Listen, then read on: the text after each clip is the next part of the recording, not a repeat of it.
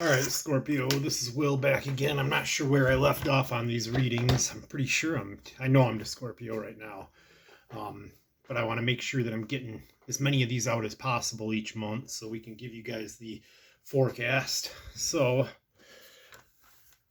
I'm going to be using just the standard Rider-Waite Tarot today. And I think I'll draw some oracle cards from the Oracle of the Radiant Sun. So let's give this a shuffle and we'll see what we got going on for you. Try to keep this video about 10 minutes long. That's my goal for all my forecast videos. It's the month of September. I know I've been cranking these out lately. Give it one more shuffle.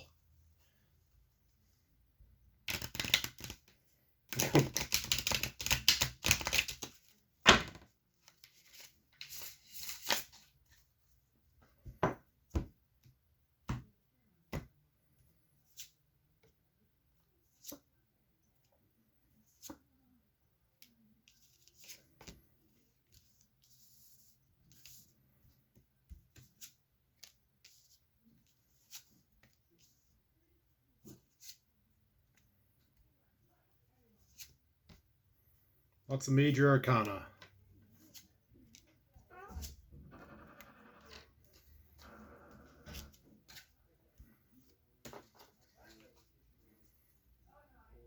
All right, let's have a look what we got here.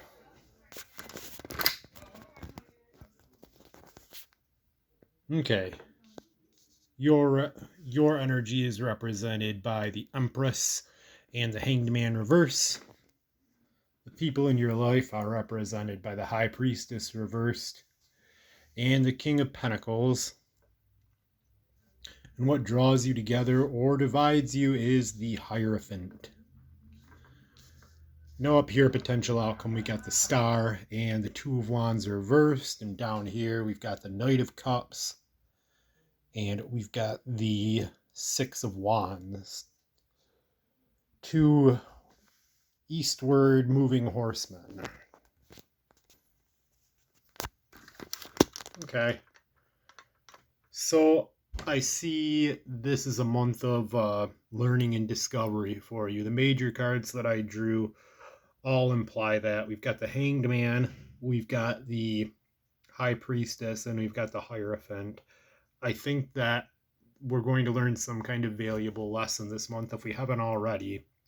And I think that it's going to come from some powerful people in our life. And I don't think that it's an inherently bad message, but it may have to do with something that we don't necessarily want to hear, but something that we likely should know already, or something that we've been accustomed to in the past. Something that we've been accustomed to throughout most of our life.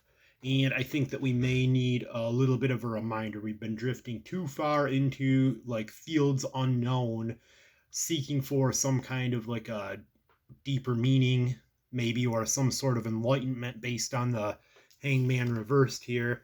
And I think that we need to bring it back to the roots. I think that we need to bring it back to the the brick and mortar, I would say. We got to get back to our roots, back where we came from, and give things kind of a fresh start. We've got to get in touch with the ancestors. I see this being a time of nurture. I see you as being a time of nurture and self-care for you as well. And I think that you've worked hard on yourself in the last month. And I think that that's something that we need to continue to work on and not get too overzealous with the things that we're working on. I see some potential outcomes. I've drawn the Star card and the Two of Wands reversed. And I see both of these cards as cards of cards of passion and faith and mystery and things that are yet to be unveiled to us. And I see that I think that if we push the bill too much, things are going to be unveiled in a way that may be unfavorable, or maybe we might see something that we don't want to see. And it's not all too uncommon when we work too hard for something or we put too much energy into something, oftentimes things turn out exactly the opposite of how we expect them to be or how we want them to turn out. And sometimes that's a lesson that we need to learn.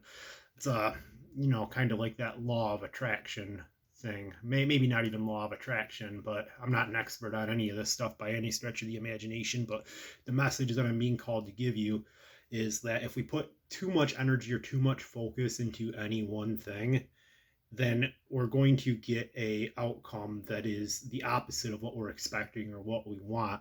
So I think the message for the outcome up there is to let go and let God. We've got to realize that there's things that are out of our control and there's things that we can hope for and wish for, but we don't want to put all of our energy into those things. Now down here I got the Knight of Cups and the Six of Wands. Now I see the Knight of Cups as a card of emotional action. So I can see us taking action on something that brings us joy, love, or happiness.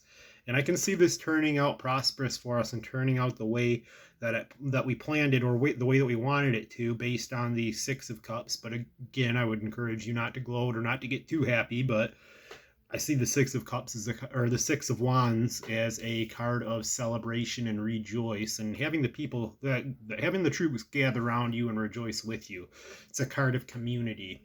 I don't see this as being a negative reading at all. I want to remind you, Scorpio, to remain open to the lessons that you're going to be receiving, because there's lessons to be learned in just about everything, not just tarot readings, but you need to keep an open mind and an open heart as well. So we'll get you guys some oracle cards here. We got a few minutes left. Let me dig through my bag real quick. I think I brought Radiant Sun Oracle deck with me today. I've been using the Leonardman cards for my oracle cards for the readings that I do in my home office, but we are going to use the Oracle of the Radiant Sun. This is the oracle deck that I'm most familiar with and used most frequently. And we're at 7:25, so I'll give you guys 4 oracle cards. What advice does the oracle have for you this month?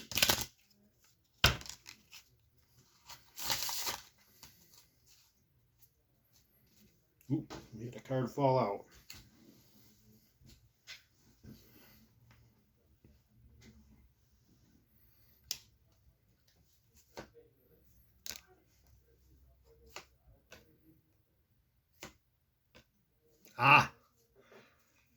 Good cards for us this month. So the first card I drew was Flirtation. Now, I relate the Flirtation card in this reading to the Knight of Cups card. I think that now is a good time to make the advances that you want to make in a romantic relationship, or to follow up on the advances that you already have made in whatever romantic relationship that you have been pursuing. Now would be a good time. I think that energy is in your favor to make the move, and don't be afraid to be a little bit flirtatious in a safe and respectful way. The next card that I drew was the Generosity card. I relate the Generosity card to the King of Pentacles. I want to encourage you to be giving with your wealth, but not too giving. It's okay to it's okay to keep some for yourself, and it's not just wealth that we should be generous about. It's our emotional energy as well. It's okay to be generous, but make sure that we're saving some for ourselves, because we are not God. Okay, now the next card that I drew was Discrimination, and I would relate the Discrimination card.